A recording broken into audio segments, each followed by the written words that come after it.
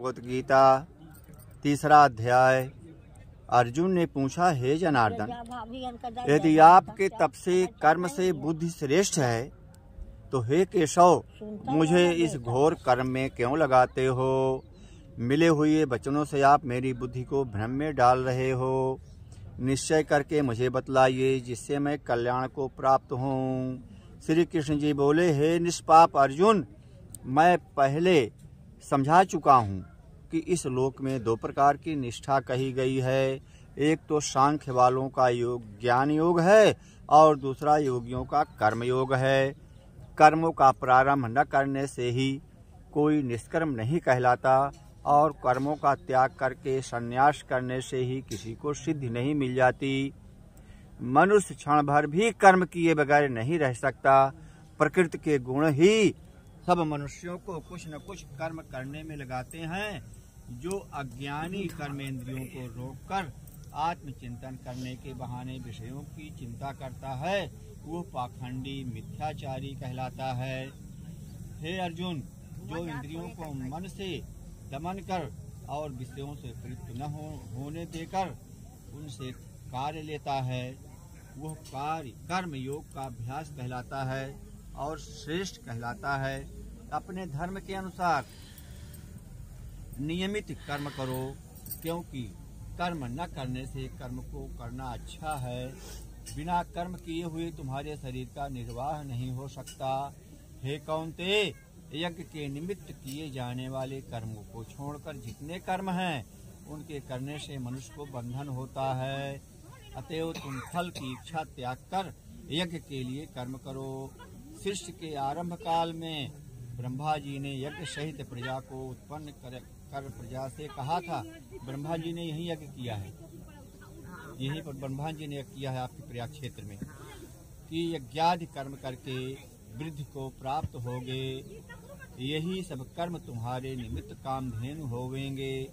इस यज्ञ से तुम देवताओं को संतुष्ट करते रहो और देवता भी तुमको संतुष्ट करेंगे। इस प्रकार परस्पर बर्ताव करते हुए तुम और देवता कल्याण को प्राप्त होगे। यज्ञ आदि कर्मों से प्रसन्न होकर देवता तुमको इच्छित सुख की सामग्रियां देंगे, परंतु उनके दिए हुए दान को जो बिना उनका भोग लगाए ग्रहण करता है वो चोर है। पंच महायज्ञ करके जो शेष बचा हुआ भोग करते हैं वे सब पापों से मुक्त होते हैं। पंच महायज्ञ क्या है? भोजन करने के पहले 5 गिलास अग्नि में डालकर जो कार के जल खाए उसको पंच महायज्ञ कहते हैं। पंच महायज्ञ करके जो शेष बचा हुआ भोग ग्रहण करते हैं वे सब पापों से मुक्त हो जाते हैं। और जो अपने निमित्त ही अन्न पकाते हैं वे पापी पुरुष पाप को ही भक्षण करते हैं। भोजन बनाइए, अपने लिए बनाइए, ठीक है, खाइए, लेकिन कुछ उसमें से यज्ञ में निकाल दीजिए, गौ को निकाल दीजिए, जो बचे कुत्ता को वगैरह। अन्न से ही प्राणियों की उत्पत्ति होती है। अन्न मेघ से उत्पन्न होता है। मेघ यज्ञ द्वारा जल बरसाता है और यज्ञ की उत्पत्ति कर्म से होती है। कर्म की उत्पत्ति ब्रह्म से होती है और ब्रह्म अक्षर परमात्मा से।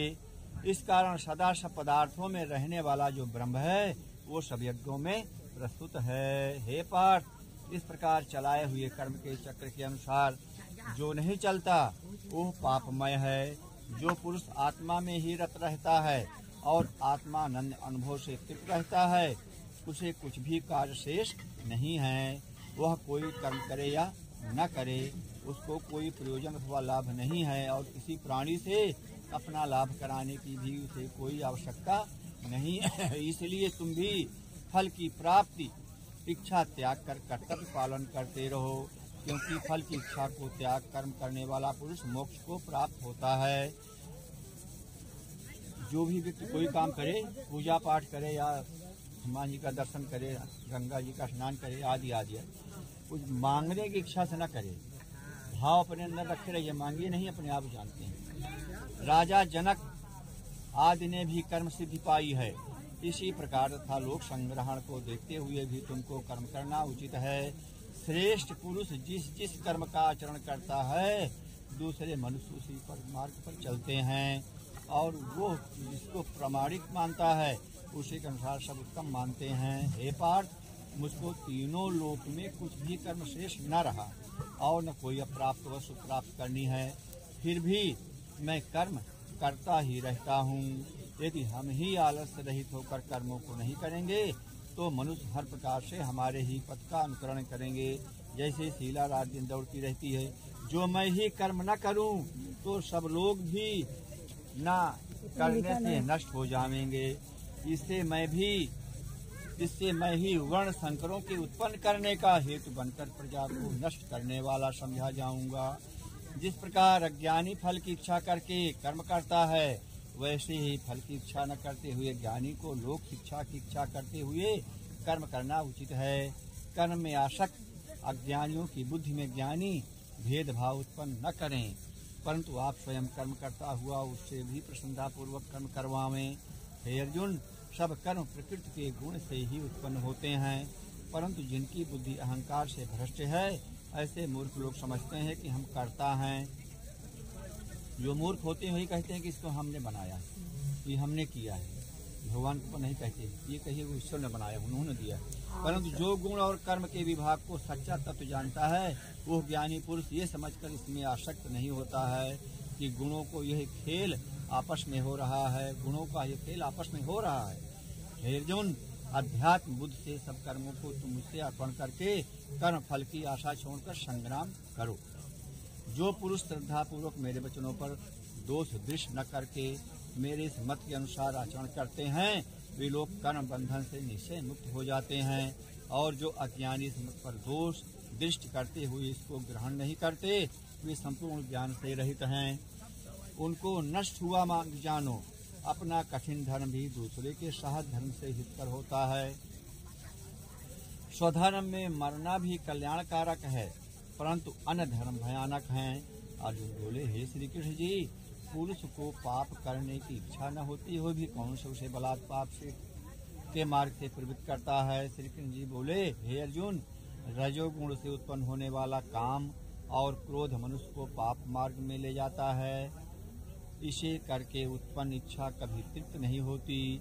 ये महापापी और घोर शत्रु हैं। जैसे धुआं से अग्नि, धूल से दर्पण और झिल्ली से गर्भ का बालक ढका रहता है, उसी प्रकार विषय की इच्छा से आत्मज्ञान ढका हुआ है। हे कुंती पुत्र, इस शत्रु का काम को करके ज्ञानियों का ज्ञान आच्छादित हुआ है। इंद्रियां, मन और बुद्धि इस काम के आश्रय स्थान हैं। इनके सहारे विषय इच्छा ज्ञान को आच्छादित करके जीव को मोहित कर लेता है। अतएव तुम सर्व प्रथम इंद्रियों को वश में करके ज्ञान और विज्ञान को नष्ट करने वाले इस पापी काम को जीतो। कहते हैं कि इंद्रियां प्रबल हैं और इंद्रियों से भी प्रबल मन है। खाना शकरकंद है, नहीं मानता। इस प्रकार जो बुद्धि से परे हैं, उस आत्मा को जानकर निश्चयात्मक बुद्धि द्वारा मन को निश्चल करके, हे महाबाहो, तुम उस दुर्धर शत्रु काम को जीतो। इति श्रीमद्भागवत गीता विद्या योग शास्त्र अध्याय समाप्त। तीसरे अध्याय का तीसरा अध्याय का महात्मा सुनिए, आप लोग भी सुनिए। नारायण जी बोले, श्री विष्णु भगवान जी बोले, हे लक्ष्मी, एक शूद्र अकेला ही वन में रहता था। अनर्थों से उसने बहुत सा द्रव्य इकट्ठा किया, किसी कारण से वह द्रव्य जाता रहा। अब वह शूद्र बहुत चिंतित हो रहने लगा। किसी से पूछता कि ऐसा कोई व्यंजन बताओ जिससे नेत्र में डालकर पृथ्वी का पदार्थ निकाल लूं। तब किसी ने कहा, मांस मदिरा खाया पिया कर वह खोटा कर्म करने लगा। एक दिन धन की लालसा कर चोरी करने रास्ते में चोरों ने मार दिया।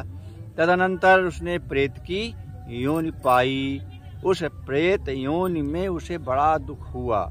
एक बट वृक्ष, बरगद का वृक्ष, एक बट वृक्ष पर रात दिन चिल्लाया करता कि कोई ऐसा भी है जो मुझे इस अधम देह से छुड़ावे।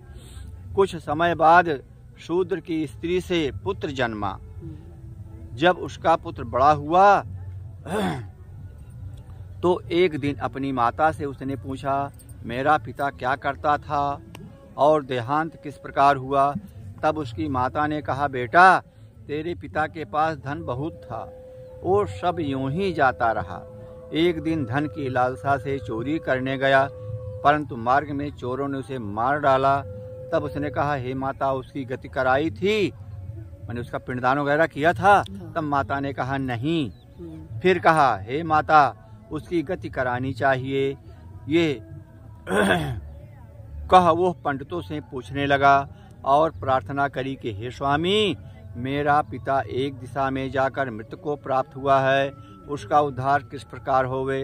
तब पंडितों ने कहा, तू गया जी जाकर उसकी गति को करो, तब पितरों का उद्धार होगा। ये सुन माता की आज्ञा लेकर गया जी को गमन किया। प्रयागराज का दर्शन स्नान करके फिर आगे को चला। रास्ते में एक वृक्ष के नीचे बैठा, वहाँ उसको बड़ा भय हुआ। यह वही वृक्ष वहाँ था जहाँ उसका पिता प्रेत की योनि को प्राप्त हुआ था। उसी जगह में चोरों ने उसको मारा भी था। तब उस बालक ने अपना गुरु मंत्र पढ़ा। गुरु मंत्र का महत्व बताया गया है इसमें। उसका एक और भी नियम था, वो एक अध्याय श्री गीता जी का नित्य पाठ भी किया करता था। गुरु मंत्र का जाप करता था, एक अध्याय का पाठ करता था गीता जी का।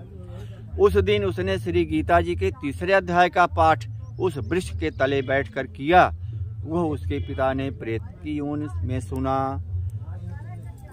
सुन के उसकी प्रेत देह छूट गई, देव देही पाई। स्वर्ग से विमान आए और वह विमान पर चढ़कर उसके सामने आया और आकर आशीर्वाद दिया और कहा, हे पुत्र, मैं तेरा पिता हूँ जो मरकर प्रेत हुआ हूँ। इस तेरे पाठ करने से मेरी यह देवदेही हुई है। अब मेरा उद्धार हो गया है। अब तू गया जी में अपना खुशी से जा। इतना सुनकर पुत्र ने कहा, हे पिताजी, कुछ और आज्ञा करो जो मैं आपकी सेवा करूं।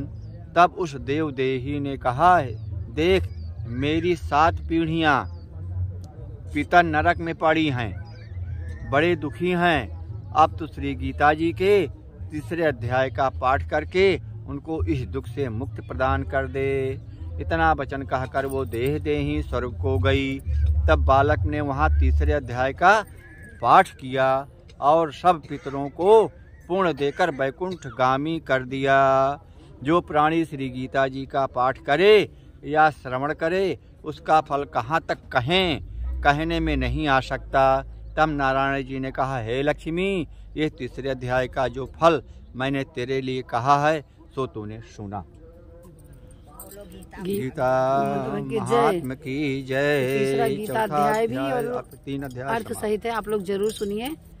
गंगा मैया की कृपा आप लोगों पर है। गंगा मैया की जय। यहाँ लाइव नहीं आ सकती, नेटवर्क नहीं होता है।